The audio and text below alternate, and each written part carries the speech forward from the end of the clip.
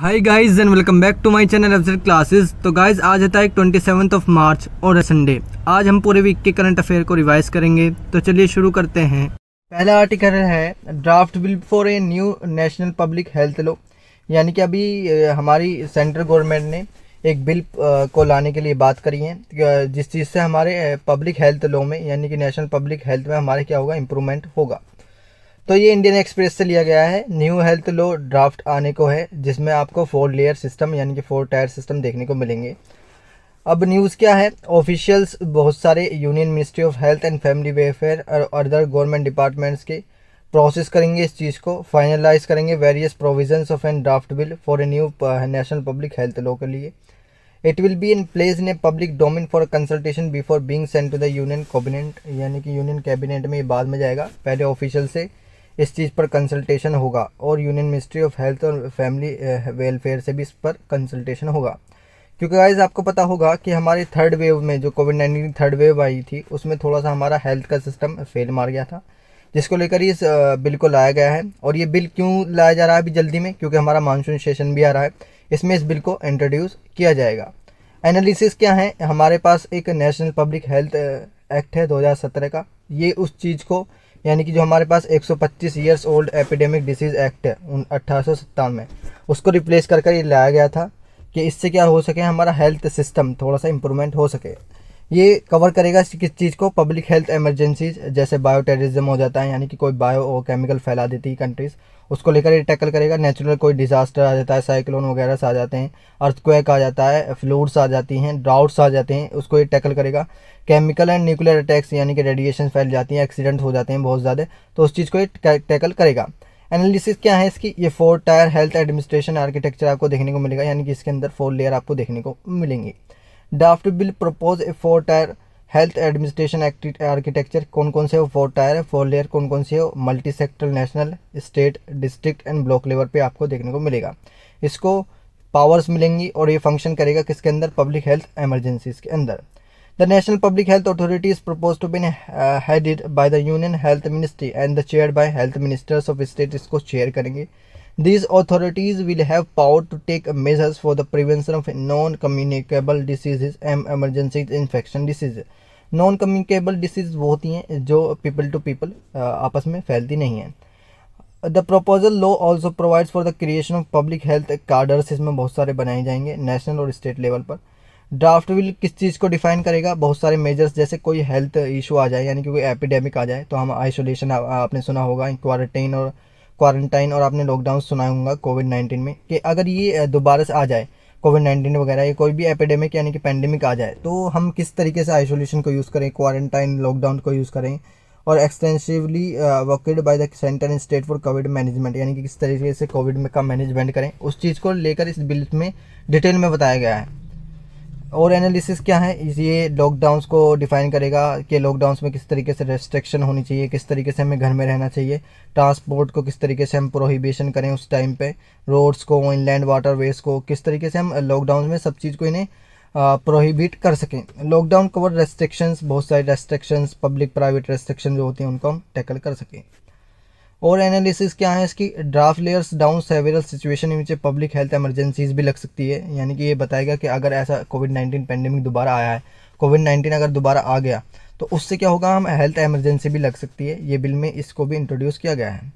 ये इंक्लूड करेगा bio terrorism, जैसे मैंने बताया था, जैसे कोई बायोलॉजिकल टॉक्सिन किसी कंट्री के द्वारा छोड़ दिया गया है, नेचुरल डिसास्टर आ गया है, केमिकल अटैक्स हो गए हैं, केमिकल्स रिलीज हो गए हैं, एक्सीडेंशियल न्यूक्लियर अटैक्स हो रहे हैं, एक्सीडेंट हो रहे हैं, उस चीज़ को लेकर भी इस चीज़ में बिल्स में बताया गया।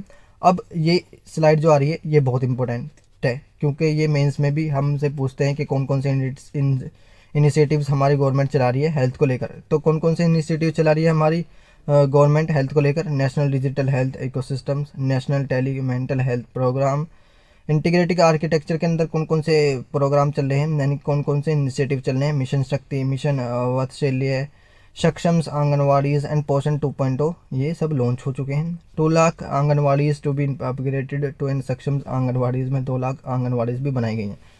अब प्रोग्रेस क्या करा है इंडिया ने, इन चीज़ में प्रोग्रेस क्या करा है, यानी कि हेल्थ सेक्टर में इंडिया ने प्रोग्रेस क्या करा है। तो सबसे पहला हमने क्या कर दिया, पोलियो को ख़त्म कर दिया है। वॉर्म डिसीज़ को हमने ख़त्म कर दिया है। यौन्स और मैटरनल एंड न्यूनेटल टेटनस को हमने क्या कर दिया है, बिल्कुल ख़त्म सा कर दिया है। तो ये क्या है, इंडिया के लिए ये प्राउड वाला मूवमेंट है। जैसे ही अभी आप सब जानते होंगे national family health share health survey 5 का भी डेटा आया था, जिसके अंदर सोशल इंडिकेटर्स बताएं, जैसे total fertility rate, sex ratio, health outcomes indicators, infant mortality rate, under 5 mortality rate, institutional birth state, जो क्या हुआ है 2015-16 से थोड़ा इम्प्रूव देखने को मिला, लिटिल इम्प्रूव। अब ये स्लाइड इम्पोर्टेंट है, आप इसको सेव भी कर सकते हैं। जैसे इसमें बताया है कि 1992 से लेकर 2021 तक नेशनल फैमिली हेल्थ शेयर में क्या क्या चीज़ हमारी घटी है और क्या क्या चीज़ हमारी बढ़ी है। जैसे देख लेते हैं टोटल फर्टिलिटी रेट, जो चिल्ड्रन पर विमेन होता है, यानी कि एक विमेन ने कितने बच्चों को जन्म दिया है। तो 1992 और 93 में 3.4 था और 2021 में 2 है, यानी कि इसमें थोड़ा सा इम्प्रूव देखने को मिला है। सेक्स रेशो कैसा है, यानी कि पर 1000 मेल पर कितनी फीमेल है। तो हमारे पास 1992 1998 का तो डेटा ही नहीं है, जबकि 2005 और 6 में ये 914 था, फिर 2015-16 में 919 हुआ और 929, यानी कि थोड़ा इम्प्रूव देखने को मिला है। इन्फेंट मोर्टेलिटी रेट, यानी कि कितने लोग बच्चे मरे हैं 1000 पर, तो ये था 1992 में 78.5 और 35.2, यानी कि ये थोड़ा सा डिक्रीज़ हुआ है, ये हमारे लिए अच्छी बात है। अंडर 5 मोर्टेलिटी रेट क्या रहा है, 1992 में 109 और 2021 में 41 देखने को मिला है। इंस्टीट्यूशनल बर्थ, यानी कि हॉस्पिटल्स में कितनी डिलीवरीज हुई हैं, यानी कि 1992 में 26.1 थी, ये 88.6% देखने को मिली है, यानी कि बहुत ज़्यादा इनमें इंक्रीज़ हुआ है, ये भी अच्छी बात है। प्रेग्नेंट वुमेन्स एज 15 से 19 में कौन कौन सा एनीमिया से मुक्त हुआ है। तो एनीमिया क्या हुआ है, थोड़ा सा बढ़ा है, हमारा एनीमिया थोड़ा सा बढ़ा है। यानी कि एनीमिया क्या होता है, जैसे कि वीमेंस, जो प्रेग्नेंट वीमेंस होती है, उनके अंदर खून की जो कमी हो जाती है, आयरन की जो कमी हो जाती है, उसको एनीमिया बोलते हैं। तो थोड़ा सा ही 1% इंक्रीज देखने को मिला है। Population living in a house hold that use N improve sanitation facilities, यानी कि किस तरीके से सैनिटेशन इंक्रीज़ हुआ है, थोड़ा सा सैनिटेशन भी हमारा इंक्रीज़ देखने को मिला है। 1998 में 17.6 था, जबकि 2019 और 21 में 70.2 देखने को मिला है। House hold using clean fuel for cooking, यानी कि कैसे कितने हाउस होल्ड हैं जिन्होंने क्लीन फ्यूल यूज़ करा है कुकिंग के लिए, वो 2005 से 06 तक हमें 25.6% देखने को मिला है, और 2019 में और 21 में हमें 58.6 देखने को मिला है। अब चैलेंजेस क्या है हमारे लिए, हेल्थ सिस्टम सेक्टर में हमारे लिए चैलेंजेस क्या है इंडिया के लिए। तो थोड़ा सा पुअर एक्सपेंडिचर है, यानी कि हमारा जीडीपी इनमें क्या करती है, थोड़ा सा कम योगदान देती है, यानी कि हमारा पुअर एक्सपेंडिचर देखने को मिलेगा हेल्थ सेक्टर में। और थोड़ी सी हेल्थ और सर्विसेज हमारे अंदर क्या है, हमारे इंडिया में थोड़ी सी हेल्थ को लेकर सर्विसेज भी थोड़ी सी लैक्स देखने को मिलेगी, यानी कि सर्विसेज भी थोड़ी पुअर देखने को मिलेगी। रोबस्ट पब्लिक हेल्थ इंफ्रास्ट्रक्चर, जैसे हॉस्पिटल्स, प्राइमरी हेल्थ सेंटर्स हमारे यहाँ क्या है इंडिया में थोड़े से कम है पर पॉपुलेशन के हिसाब से। Numbers, lake of numbers of doctor, यानी कि डॉक्टर्स कम देखने को मिलेंगे, स्पेशलिस्ट पर पॉपुलेशन के हिसाब से थोड़े से कम देखने को मिलेंगे। और लोगों के अंदर क्या है, अवेयरनेस, यानी कि जागरूकता भी इन चीज़ों को लेकर कम देखने को मिलेगी। तो आई होप गाइज आपको आर्टिकल समझ में आया होगा। नेक्स्ट आर्टिकल है, ये इंपॉर्टेंट डे के लिए होता है, यानी कि छोटे छोटे से आर्टिकल ये इंपॉर्टेंट होते हैं। 23 मार्च 2022 में हमने क्या बनाया है, मेट्रोलॉजिकल डे बनाया है, जिसकी थीम है वर्ल्ड मेट्रोलॉजिकल डे, जिसकी थीम है early warning and early action. ये थीम इंपॉर्टेंट होती हैं, तो इसको देख लेते हैं, इसके बारे में थोड़ा सा जान लेते हैं। 23 मार्च को हमने क्या बनाया है, एवरी ईयर हम बनाते हैं वर्ल्ड मेट्रोलॉजिकल डे। ये सेलिब्रेट करता है कि किस तरीके से बिहेवियर है अर्थ के एटमॉस्फेयर का किसके साथ, पीपल के साथ। जो day was establish by the world meteorological organisation, यानी कि इसके द्वारा इसको सबसे पहले सेलिब्रेट किया गया था किस चीज़ के बिहाफ पर, कि हम अर्थ के एटमॉस्फेयर का बिहेवियर देख सकें पीपल के साथ। तो इसकी 2022 की इसकी थीम क्या है, वो इसकी थीम है early warning and early action. अब 23 मार्च को एक और इम्पोर्टेंट डे मनाया गया था, शहीद दिवस, जिसके अंदर आप देख सकते हैं सुखदेव, भगत सिंह और आपको राजगुरु देखने को मिलेंगे। इनकी क्या हो गई थी, इन्हें हैंग कर दिया गया था, इसलिए हम इसको क्या बनाते हैं, बलिदान के रूप में बनाते हैं। तो आप 23 मार्च को मैट्रीज डे सेलिब्रेट किया था, हम इसको एवरी ईयर बनाते हैं। The day is observe remember all the valiant warriors, जो थे ये सब सेक्रीफाइस किया था जिन्होंने हमारी कंट्रीज़ के लिए, उनको याद करने के लिए हम इसमें बनाते हैं। The day is also observed to mark the sacrifice of Shaheed Bhagat Singh, Sukhdev Thapar and Shivaram Rajguru के लोस्ट पर हम इसको बनाते हैं, क्योंकि इन्होंने ब्रिटिश रूल के अगेंस्ट इंडिया को इंडिपेंडेंस कराने में बहुत ज़्यादा स्ट्रगल किया है। तो controversy over Bhagat Singh photographs at Punjab CM Bhagwant Mann office, यानी कि क्या चल रहा है, अभी कंट्रोवर्सी चल रही है। भगत सिंह का जो फोटोग्राफ है वो एक पंजाब सीए के जो सीएम अभी बने हैं भगवंत मान, उनके सीएम में क्या हुआ है, लगा हुआ है। अभी सब आप जानते होंगे गाइस कि अभी स्टेट लेजिस्लेटिव के इलेक्शन हुए हैं, जिसके अंदर 5 स्टेटों में इलेक्शन हुए हैं, जिसमें 4 स्टेटों में बीजेपी ने विन किया है और पंजाब में आम आदमी ने विन किया है। तो देख लेते हैं, इंडियन एक्सप्रेस से लिया गया है। Controversy over Bhagat Singh photographs at Punjab CM Bhagwant Mann office. Analysis क्या है, एक फोटोग्राफ है जो भगवान सिंह की भगवंत मान ऑफिस के उसमें लगी हुई है, ऑफिस में लगी हुई है, जिसके ऊपर कंट्रोवर्सी चल रही है। ये नए आप पार्टी सीएम हैं, जिनका ड्रीम है कि हम क्या लाएं, पंजाब में इक्वलिटी लाएं, और भगत सिंह का भी क्या था, यही ड्रीम था।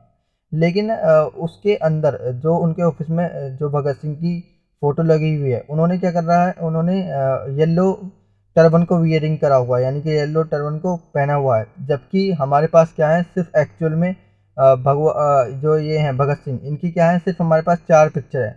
4 पिक्चर कौन कौन सी हैं, एक तो ये बैठे हुए हैं, एक ये वाइट टर्बन में देखने को मिलेंगे, एक इनके बाल से खुले हुए, और एक हैट तो ओढ़ते हुए दिखेंगे। हमारे पास येलो टर्बन में इनकी फ़ोटो नहीं है।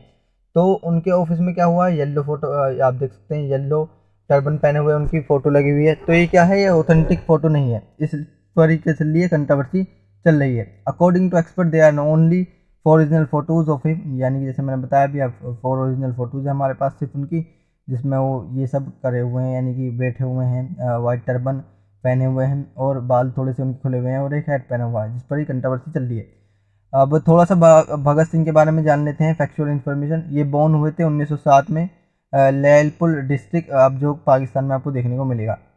ये ग्रो हुए थे सिख फैमिली में, ये पॉलिटिकल एक्टिविटीज़ में भी आ गए थे। 1923 में भगत सिंह ने ज्वाइन किया था नेशनल कॉलेज लाहौर, जो कि अब फाउंड किया जाता है और मैनेज किया जाता था लाला लाजपत राय के द्वारा और भाई परमानंद के द्वारा। 1924 में कानपुर में ये मेंबर बने थे किसके, हिंदुस्तान रिपब्लिक एसोसिएशन के, एचएआर के, जब इन्होंने स्टार्ट किया था सचित्रानंद सन्याल एक ईयर पहले। 1928 में एचआरए को रीनेम कर दिया गया था हिंदुस्तान सोशलिस्ट रिपब्लिक एसोसिएशन, इसको नाम दे दिया गया था हिंदुस्तान रिपब्लिक एसोसिएशन को। 1925-26 में भगत सिंह ने अपनी कॉलेज स्टार्टेड की, जो कि मिलिटेंट यूथ ऑर्गेनाइजेशन थी, नौजवान भारत सभा। 1927 में इन पर क्या हुआ, फर्स्ट इन्हें अरेस्ट किया गया, किस चार्ज में, एसोसिएशन विद द ककोरी केस। अब ककोरी केस के बारे में जान लेते हैं। ककोरी कंस्पिरेसी क्या थी, नवंबर 8 में एक ट्रेन ट्रेवल हुई थी शाहजहांपुर से लाहौर लखनऊ के बीच में, ब्रिटिश मनी के द्वारा जी कर लिया गया था, इसको अरेस्ट कर लिया गया था। इसको क्या कर लिया गया था, इसको लूट लिया गया था, जिसमें रॉबरी में कौन कौन से आए थे, राम प्रसाद बिस्मिल, अशफाकुल्ला खान, राजेंद्र लाहिरी, ठाकुर रोशन सिंह, सचिंद्रा बख्शी, चंद्रशेखर आज़ाद, काशाब चक्रवर्ती, बनवारी लाल, मुकुंद लाल एंड मनमत गुप्ता इसमें आए थे। इसमें क्या करा गया है, इनको अरेस्ट कर लिया गया था। फिर क्या हुई थी, उसके बाद एक लाहौर कॉन्स्पिरेसी केस हुआ था, जिसके अंदर इन्होंने क्या कर दिया था, जेपी सौंदर्स को मार दिया था, जेपी सौंदर को मार दिया था। Bhagat Singh and BK Dutt throw a bomb on 8 April 1929 in the central legislative assembly in protest against the passing of 2 repressive bills, the public safety bills and the trade dispute bill. उसके बाद क्या हुआ था, उसके बाद एक लाहौर कॉन्स्पिरेसी केस भी हुआ था, जिसके अंदर इन्होंने क्या करा था, सिंह राजगुरु एंड सुखदेव ने क्या कर दिया था, जेपी सौंदर्स को मार दिया था, जबकि मारना किसी और का था और मार दिया किसी और को, इसलिए इनको क्या कर लिया था, अरेस्ट कर लिया गया था। At the age of times of death, इनकी जो एज के द्वारा इनकी डेथ हुई थी, भगत सिंह की 24 में, राजगुरु की 23 में और सुखदेव की 24 साल में क्या हुई थी, डेथ हो गई थी। ट्रायल क्या था, भगत सिंह एंड बी के दत्त को सरेंडर कर दिया था इन्होंने, इसके बाद जब ये हुआ था लाहौर कॉन्स्पिरेसी केस, और इसके बाद इनको प्रमोट कर दिया गया था। They were awarded life imprisonment for this incident. Bhagat Singh was rearrested for the murder of JP Saunders, जिन्हों को इन्होंने मार दिया था। उसके बाद इन्होंने बम मैन्युफैक्चरिंग की थी, किस चीज़ में, लाहौर कॉन्स्पिरेसी केस पर, ये इन पर इल्ज़ाम लगाए गए थे। एवरी ईयर मार्च 23 को हम ऑब्जर्व करते हैं मैट्रिस डे, क्योंकि इन तीनों को इस दिन ही क्या दी गई थी, फांसी दी गई थी, क्योंकि हमारे क्या थे, फ्रीडम फाइटर्स थे।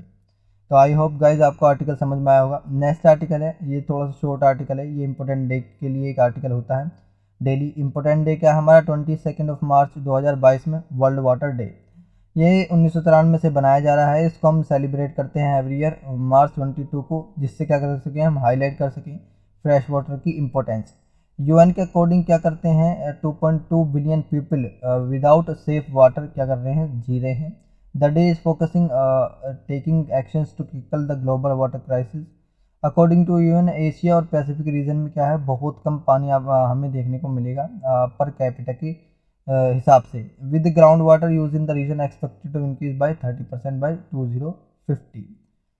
तो गाइस नेक्स्ट आर्टिकल है sexual harassment of a women's and work place prevention provision and redressal act, post act के बारे में आज सब जानेंगे। ये इंडियन एक्सप्रेस से लिया गया है। पोस्ट क्या है, पोस्ट के अगेंस्ट क्या हुआ है, सेक्सुअल हरेसमेंट इंडिया में आया है। न्यूज़ क्या है, केरला हाई कोर्ट ने भी ऑर्गेनाइजेशन से कहा है कि हम क्या करें, वो एक फिल्म इंडस्ट्री से कि वो क्या करें, एक कमेटी बनाएं जिससे क्या करें, सेक्सुअल हरेसमेंट को टैकल किया जा सके। Constitute a joint committee to deal with the cases of sexual harassment of women. News analysis देख लेते हैं। पोस्ट एक्ट क्या है, sexual harassment of a women at an work place prevention prohibition and redressal act, जो कि pass हुआ था 2013 में, जिसके अंदर sexual harassment lying down to procedure for the complaint and inquiry and the action to be taken लिया गया था। कॉन्स्टिट्यूट क्या है, ये डिफाइन करता है सेक्सुअल हरेसमेंट को, lay down the procedure for the complaint and inquiry and the action to be taken. सक्सीजर क्या है, यानी कि इससे पहले कौन था जो सेक्सुअल हरेसमेंट को रोकता था, तो इससे पहले क्या थी, विशाखा गाइडलाइंस थी जो इसी प्लेस पर आती थी। विशाखा गाइडलाइंस क्या है, Vishakha guidelines laid down by the Supreme Court in a judgment in 1997। देख लेते हैं विशाखा गाइडलाइंस आई क्यों थी, क्योंकि क्या हो गया था गाइस, एक केस हो गया था राजस्थान में। बनवारी देवी थी जिन्होंने PIL एक साइन की थी किस चीज़ को लेकर, क्योंकि 1 साल की बच्ची का क्या हो रही थी, मैरिज हो रही थी। तो उसके बाद इनको क्या कर दिया गया था, इनके साथ गैंग रेप कर दिया गया था, जिसके बाद विशाखा गाइडलाइंस आई थी। और सुप्रीम कोर्ट ने भी कहा था 1997 में कि विशाखा गाइडलाइंस आनी चाहिए, क्योंकि इन गाइडलाइंस में क्या था, सेक्सुअल हरेसमेंट को टैकल करने के लिए बात की गई थी। Sexual harassment of women and workplace prevention prohibition and redressal act 2013 highlights क्या है इस एक्ट की। ये एक्ट डिफाइंस करता है सेक्सुअल हरेसमेंट वर्कप्लेस पर, क्रिएट करता है एक मैकेनिज्म यानी कि रिड्रेसल ऑफ कंप्लेंट, यानी कि हम कंप्लेंट कर सकते हैं अगर हमारे साथ कुछ गलत हो रहा है। It also provides safeguards against false और मिलीशियस चार्जेस। ऑब्लिगेशन क्या है, कोई भी एम्प्लॉयर यानी कि अगर कोई भी इंडस्ट्री का मालिक है तो उसको क्या करना पड़ेगा, एक कमेटी कॉन्स्टिट्यूट करनी होगी अगर उस ऑफिस के अंदर या उस ब्रांच के अंदर 10 या 10 से ज़्यादा एम्प्लॉय है। डिस्ट्रिक्ट ऑफिसर को रिक्वायर्ड होगी एक लोकल कंप्लेंट्स कमेटी की ईच डिस्ट्रिक्ट में, जिसके अंदर आप ब्लॉक लेवल भी आ सकता है। कंप्लेंट कमेटी क्या है, the ICC has power similar to those of an civil court, यानी कि ICC जो है उसके पास क्या होंगी, इंटरनेशनल कंप्लेंट कमेटी के पास सिविल कोर्ट जैसी पावर भी मिलेंगी। ICC में either forward the victim's complaint to police, यानी कि ICC पुलिस के पास भी कंप्लेंट भेज सकता है विक्टिम की, और उसको क्या करना पड़ेगा, इंक्वायरी 90 दिन के अंदर पूरी करनी पड़ेगी। न्यूज़ एनालिसिस क्या है, सेक्सुअल हरेसमेंट डिफाइन किया गया है। Sexual harassment including any one or more of the following unwelcome acts or behaviour committed directly or by implication, यानी कि जैसे समझते हैं गाइज, ये पर्सन है ए और ये पर्सन है बी, यानी कि एक पर्सन क्या करता है कि किसी को डिस्टर्ब करता है, यानी कि उनको अनवेलकम तरीके से क्या करता है, उनके अंदर इम्प्लीकेशंस करता है, तो क्या होंगे, सेक्सुअल हरेसमेंट के अंदर आएंगे।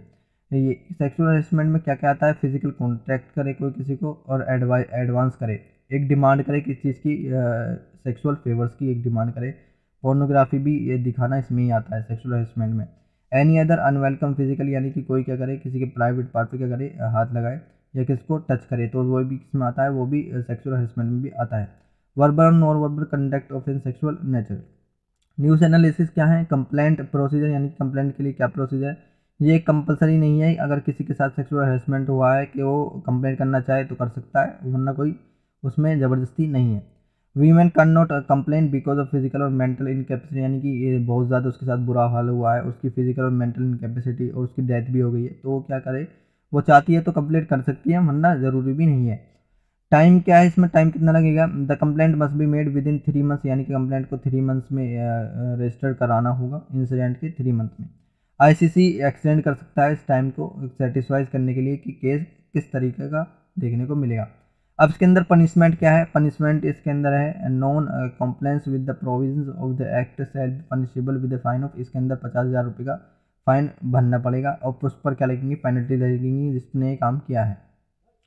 कंपनसेशन क्या है, वीमेन को कंपनसेशन देना पड़ेगा, उसको मेडिकल एक्सपेंसेस का कंपनसेशन देना पड़ेगा, उसको कैरियर अपॉर्चुनिटी का भी कंपनसेशन देना पड़ेगा। तो गाइस नेक्स्ट आर्टिकल है, अभी क्या हुए हैं 100 हिमालयन गिरिफॉन्स वल्चर्स क्या हुए हैं, डेथ हुए, किस चीज़ की वजह से, पॉइजनिंग, क्योंकि असम में क्या हुआ है, पॉइजनिंग हो गई है। न्यूज़ में क्यों है, क्योंकि द हिंदू में भी आया था 100 वर्चर्स डाइड हुए हैं, पॉइजनिंग हुई है असम में। क्योंकि न्यूज़ एनालिसिस क्या है, अब थोड़ा सा वल्चर्स के बारे में जान लेते हैं। वल्चर्स मतलब गिद्ध। साइंटिफिक नेम क्या है इनका, गिब्स हिमालयसिस इसका साइंटिफिक नेम है। ये एक रेयर और लार्जेस्ट बर्ड हिमालय में जो मिलता है, यानी कि बहुत कम मिलता है। तो ये क्या था 1990 में ये क्या थे 40 मिलियन थे, और 2017-18 में क्या है 19,000 बचे हैं सिर्फ, यानी कि आप देख सकते हैं किस बुरी तरीके से इनकी प्रजाति क्या हो रही है, कम देखने को मिल रही है। हैबिटेट क्या है इनका, ये हायर रीजन में रहते हैं, हिमालयस की तिब्बतन प्लेटो में रहते हैं, ये 1500 मीटर की हाइट पर रहते हैं। ये आपको कहाँ कहाँ देखने को मिलेगी, western China, Kazakhstan, Uzbekistan, Kyrgyzstan, Tajikistan, Afghanistan, Pakistan, और ये हिमालयस में भी देखने को मिलेंगी, जैसे मंगोलिया, नेपाल और भूटान में भी देखने को मिलेगी। इनकी इंपॉर्टेंस क्या है, ये वन ऑफ द 22 स्पीसीज हैं जो कि लार्ज है बहुत ज़्यादा, जो मरे हुए क्या करते हैं, मरे हुए जो छोटे छोटे से कीड़े होते हैं, इंसेक्ट होते हैं, उनको क्या कर लेती हैं, खा लेती हैं। ये इनकी इंपॉर्टेंस है, क्योंकि जो मर गया कीड़ा वो क्या करेगा, इन्वायरमेंट में बीमारी फैलाएगा, फिर ये क्या कर लेते हैं, उसको खा लेते हैं। यही क्या इनकी इंपॉर्टेंस है। देखते हैं इंपॉर्टेंट फंक्शन ये एक्ट करते हैं, गार्बेज यानी कि जो कूड़ा करकट होता है उसको खाने में। स्पीसीज क्या देखने को मिलेंगी इंडिया में, इनकी 9 स्पीसीज देखने को मिलेंगी वर्चर की। Oriental white black backed long billed slender billed Himalayan red headed Egyptian bearded cinereous and the Eurasian griffon देखने को मिलेंगी। अब इनके लिए डेंजर क्या है, तो इनके लिए डेंजर है, सबसे पहले बात कर लेते हैं मर्क्यूरी इतने ज़्यादा, क्योंकि क्या होता है असम में गाइस क्या है, एक दवाई है, एक दवाई है जो कि किनको खिलाई जाती है, लाइफ स्टॉक यानी कि जो भैंस गाय होती है उनको एक दवाई खिलाई जाती है, डाइक्लोफेनेक, यानी कि डाइक्लोफेनेक उनको खिलाई जाती है।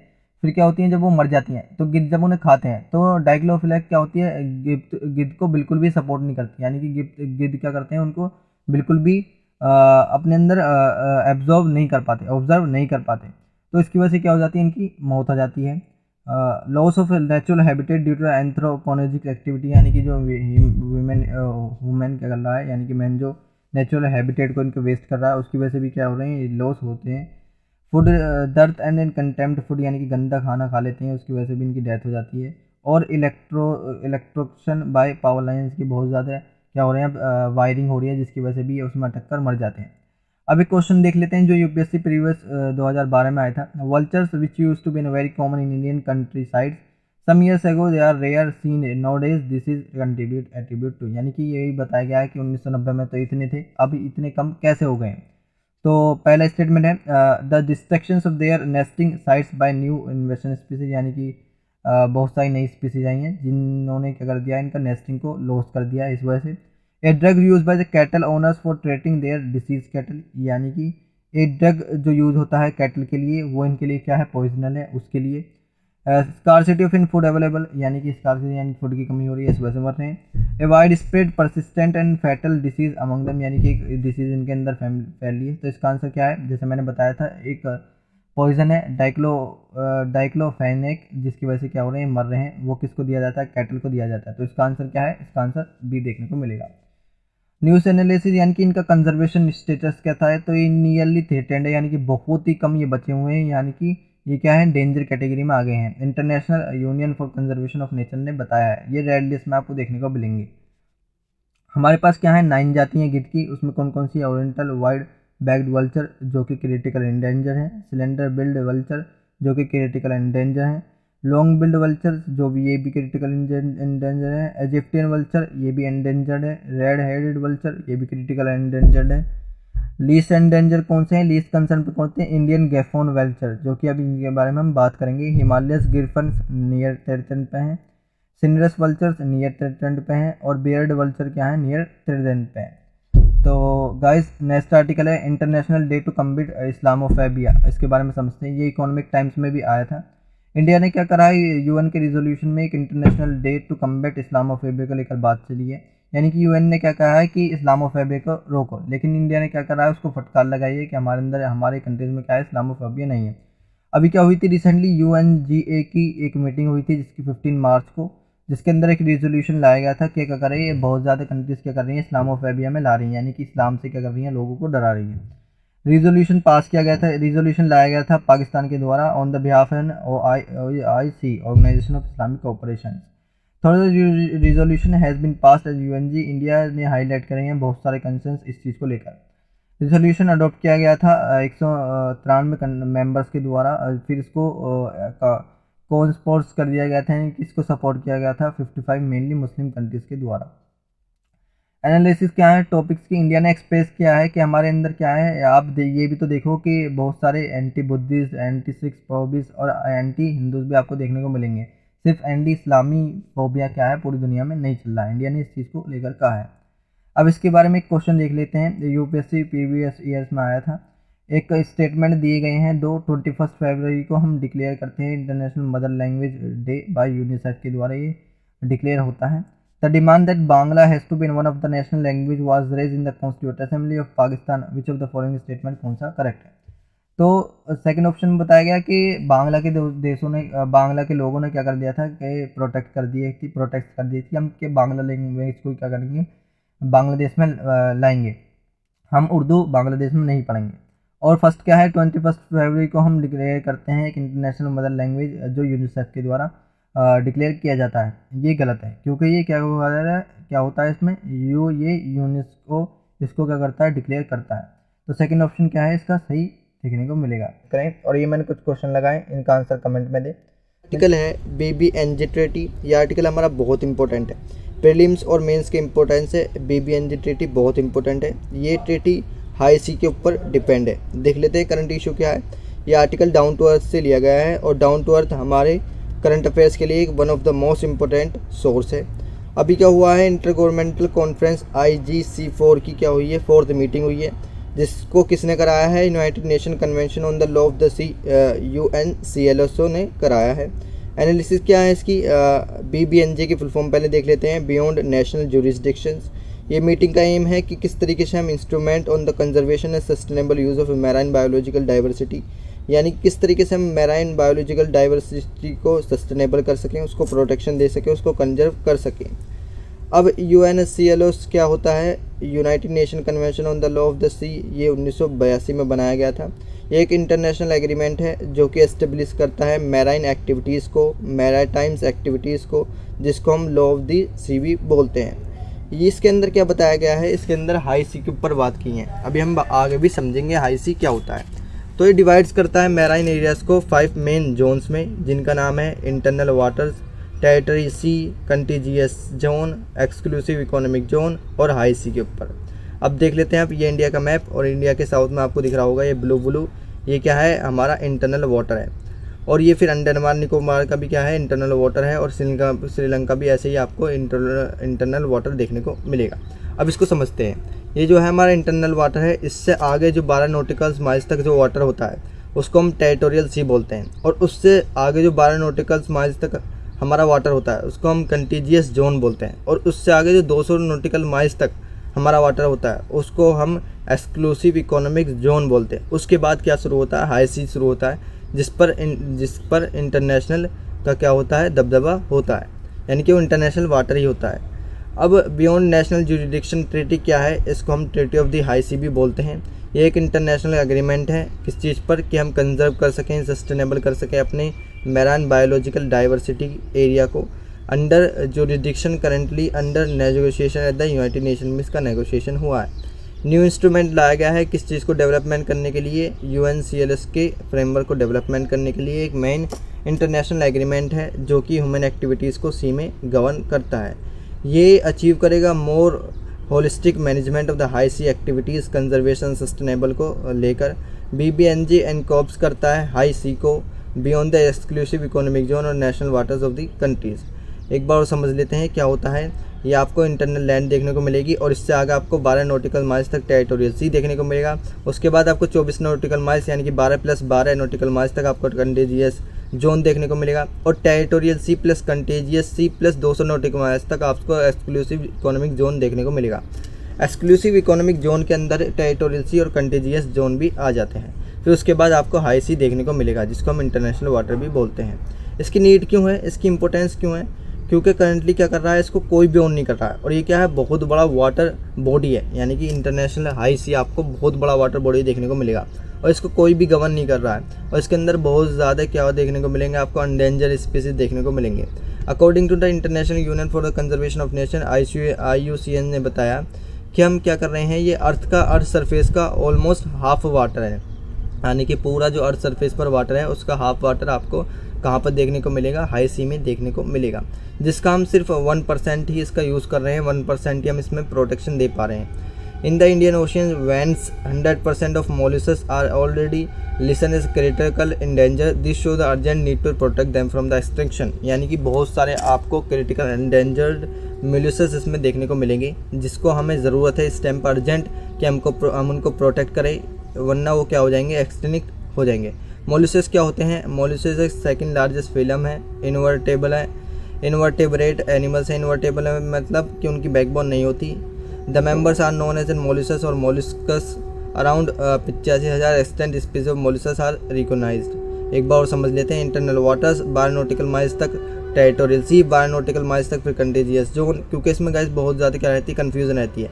फिर exclusive economic zone 200 nautical miles तक, फिर हाई सी आपको देखने को मिलेगा।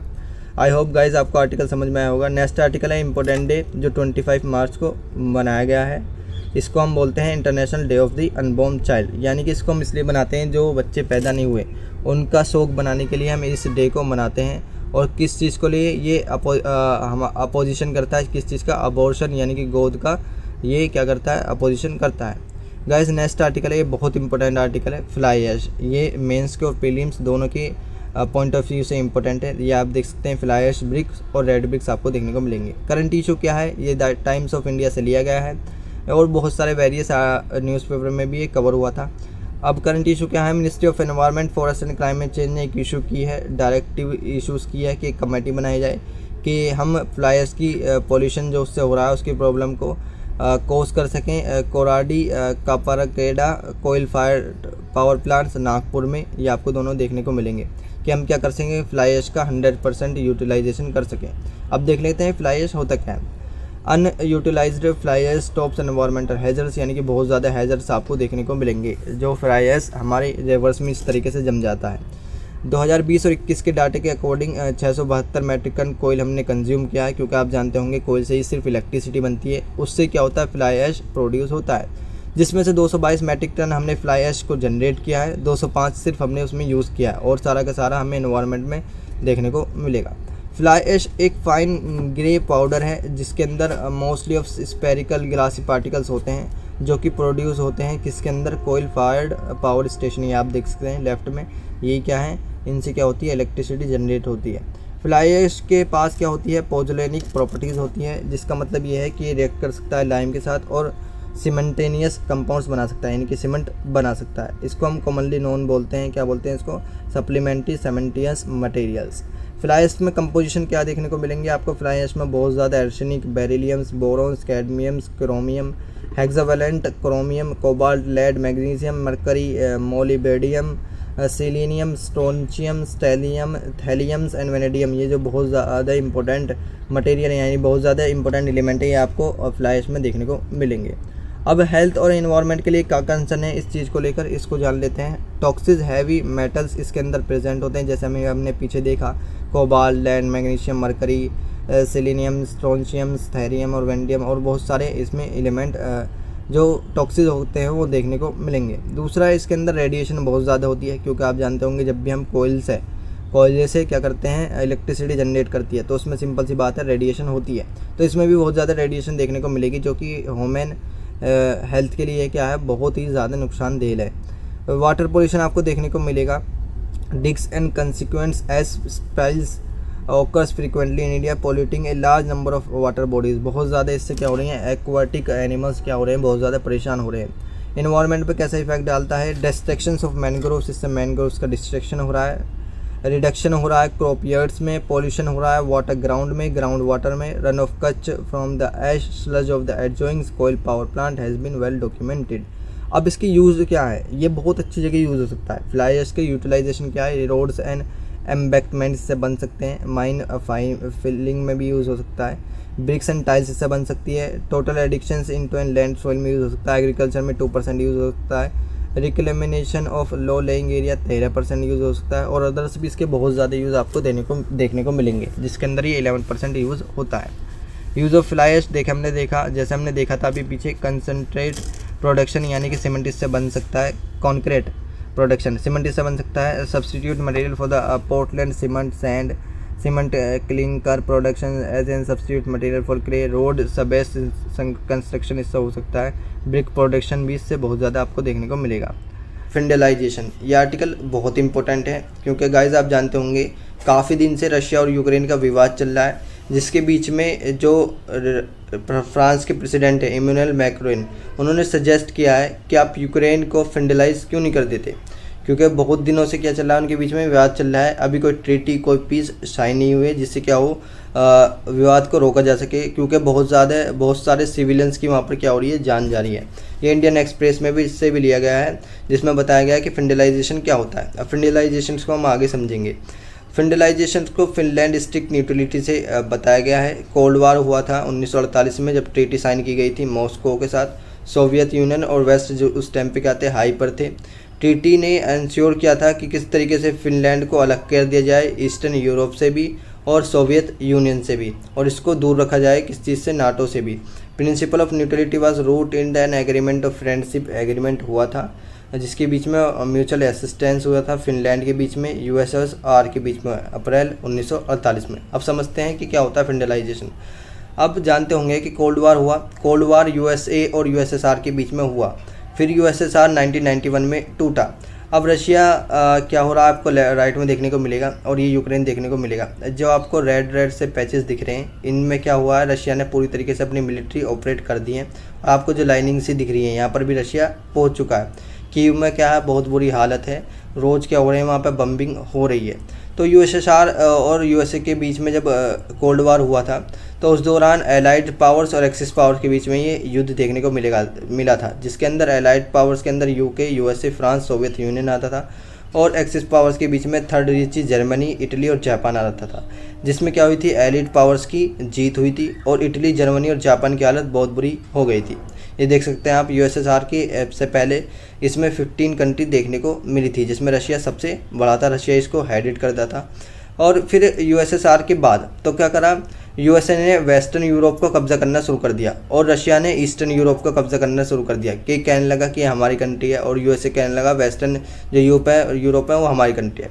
तो इसी बीच क्या करा, फिनलैंड ने कहा ना हम नाटो में जाएंगे, ना हम रशिया में जाएंगे, ना यूएसएसआर में जाएंगे, ना हम नाटो में जाएंगे, हम इंडिपेंडेंट रहना चाहते हैं। तो इस चीज़ को क्या बताया ऑथर ने, इस चीज़ को बताया आर्टिकल में कि ये क्या है, फिंडलाइजेशन है। ना फिनलैंड उधर जाना चाहता है, ना फिनलैंड इधर जाना चाहता है। तो आर्टिकल में ये बताया कि इमैनुअल मैक्रोन ने कहा है कि क्यों न हम यूक्रेन को क्या कर दें, फिंडलाइजेश कर दें, यानी कि यूक्रेन ना इधर जाए ना उधर जाए। क्योंकि लड़ाई सिर्फ इस वजह से हो रही है, लड़ाई चल रही है बहुत दिनों से, लड़ाई सिर्फ इस वजह से हो रही है कि यूक्रेन कह रहा था कि हम क्या करें, नाटो में जाएंगे, लेकिन रशिया कह रहा था कि आप नाटो में मत जाओ, यहीं रहो। तो सिर्फ लड़ाई इसलिए चल रही है। अब फिनलैंड देख सकते हैं, फिनलैंड की लोकेशन ये आपको रशिया के साइड में देखने को मिलेगा। इसके साइड में आपको गल्फ ऑफ बोथनिया देखने को मिलेगा, जिससे शिप का रूट बहुत अच्छा है, यहाँ पर क्या होता है, ट्रेड बहुत अच्छा होता है। और इसके नीचे आपको बाल्टिक सी देखने को मिलेगा, और फिनलैंड की कैपिटल आपको हेलसिंकी देखने को मिलेगी। अब फिंडलाइजेशन वही है कि यूक्रेन और फिंडलाइजेशन कर दें, किस चीज़ का, फॉर्मल है, part of an Soviet Union has increasing titer towards the West. वही बताया जैसे वेस्ट की तरफ सोवियत यूनियन और रशिया कह रहा हूँ, वेस्ट के अंदर क्या यूएसए कह रहा था कि हमें पावर दे दो, अब उन्हें कंट्रीज़ को वहाँ पर कब्जा कर रहा था, जबकि रशिया राइट की तरफ कब्जा करता हुआ जा रहा था। इसी बीच क्या करा, 2008 में NATO said it plan eventually for the Ukraine to join the alliance. 2008 में यूक्रेन ने कहा कि काम में क्या करो, नाटो में जोड़ दो। उसके बाद से क्या है, रशिया गुस्से में है कि आपको नाटो से नहीं जोड़ा जाएगा। फिनलाइजेशन वही चीज़ है कि किस तरीके से फिनलैंड जो है बिल्कुल क्या रहे, बिल्कुल इंडिपेंडेंट रहे। यूक्रेन को भी ऐसा कर देना चाहिए। फिनलाइजेशन की इंपॉर्टेंस क्या होंगी, इससे ट्रेटिव प्रोटेक्ट होगी। बीइंग अटैक्ट और an incorporate into an USSR like the Baltic and eastern European state में भी क्या होगी, लड़ाई नहीं देखने को मिलेगी। ये अलाउ करेगी कंट्री को to pursue the path of the democracy, से बढ़ेगी capitalism while staying out the conflict between the great powers, यानी कि बहुत बड़ी बड़ी जो पावर उनके बीच में क्या होगा, कन्फ्लिक्ट बचने को देखने को मिलेगा। अब नाटो के बारे में थोड़ा जान लेते हैं। एक इंटरगवर्नमेंटल मिलिट्री अलायंस है जिसके अंदर 28 यूरोपियन कंट्रीज़ और 2 नॉर्थ अमेरिकन कंट्रीज़ आती हैं। ये इस्टेब्लिश हुआ था वर्ल्ड वार सेकेंड के बाद। Organisation implement the north treaty signed up 4 April 1949 में बना था। इसको फाउंड किया था 4 अप्रैल 1949 वाशिंगटन डीसी में, यूएस में। इसका हेडक्वार्टर आपको ब्रसेल्स बेल्जियम में देखने को मिलेगा। इसके बहुत सारे फाउंडर हैं जैसे US, France, UK, Norway, Italy और बहुत सारे आपको देखने को मिलेंगे। आई होप गाइज आपको आर्टिकल समझ में आया होगा। तो नेक्स्ट आर्टिकल है, ये थोड़ा सा छोटा सा आर्टिकल है। इंपॉर्टेंट डे 24 मार्च को 2022 में हमने बनाया है वर्ल्ड ट्यूबरक्लोसिस डे। अब इसको लेकर देख लेते हैं। वर्ल्ड ट्यूबरक्लोसिस डे 2022 ये कब से शुरू हुआ था। डॉक्टर रॉबर्ट कॉच ने अनाउंस कर दिया था कि उन्होंने क्या करा, एक बैक्टीरिया को डिस्कवर किया जिसको टीबी का नाम दिया गया था 1882 में। इसको क्या कहा गया था कि इसके साथ ही इसकी डायग्नोसिस होनी चाहिए और टीबी की डिसीज़ की क्यूरिंग होनी चाहिए। वर्ल्ड ट्यूबरक्लोसिस डे ऑब्जर्व किया जाता है हर साल मार्च 24 को, जिससे क्या कर सकें हम अवेयरनेस फैला सकें कि हार्मफुल ना हो किस चीज़ से, इन्फेक्शंस डिसीज़ टीबी से। सोशल इकोनॉमिक कंसिक्वेंसेस हो सकें इसके, और हम फैला सकें क्या, ग्लोबली अफोर्ड्स कर सकें कि टीबी एपिडेमिक से बचा जाए। According to the WHO approximately 4100 peoples die होते हैं एवरी डे टीबी से, और अप्रोक्सीमेटली 28,000 पीपल बिकम इल रोज़ क्या होते हैं, इससे बीमार देखने को मिलेंगे। लेकिन ये क्या हुआ है, थोड़ा सा कम इसकी स्पीड देखने को मिली है। Fight against and dead list and infection disease since 2000 से global effect made against TB have saved around 66 million lifes हमने क्या हुई हैं, टीबी से बचाई हैं। तो आई होप गाइज आपको वीडियो अच्छी लगी होगी। वीडियो को लाइक करें, चैनल को सब्सक्राइब करें। मिलते हैं अगली वीडियो में, तब तक के लिए थैंक यू। जय Hind and never give up.